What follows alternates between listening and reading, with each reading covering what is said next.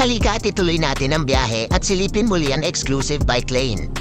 Hindi talaga ako makaget over Kung hindi mo pa napapanood yung viral reels regarding dito, panoorin mo muna.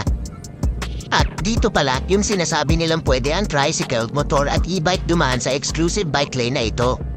Totoo ba? Kayo na ang nagsabi bike lane nga diba? Kahit na may bike sign walang huli? Iba pa rin ba ang traffic regulation sa taas kaysa dito? Baka naman may share the road sign, di ko lang nakita. Paki-comment na lang kung may nakita kayo. Wala sigurong namhuhuli kaya pwede dumaan. Dapat hindi ganon, pag bawal-bawal wag na matigas ang ulo.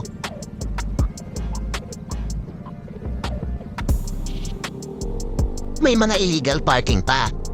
Nakakalungkot mang isipin. Parang naging masama ang impression ng iba kahit na ikaw ang naging guide para walang mahuli.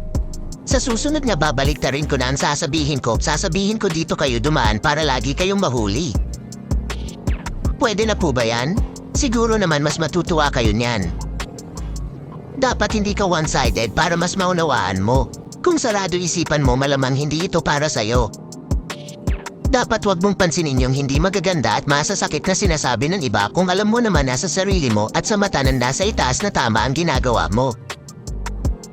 Kaya paalala sa lahat, kung ikaw ay nagsasagawa ng mga gawain na maaaring maging sanhi ng paglabag sa Cybercrime Prevention Act gaya ng pagbibigay ng masasamang komento o pagpapakalat ng mapanira o di totoong impormasyon sa online na pamamaraan, maaaring ikaw ay kasuhan sa ilalim ng nasabing batas. Dito sa Camp Bagong Diwa sigurado ako na walang dumadaan. Yan talaga ang sigurado ako na exclusive bike at pedestrian lane. Ewan ko lang kung may matapang na nagtangka. Hanggang dito na lang at baka kung saan pa tayo mapunta.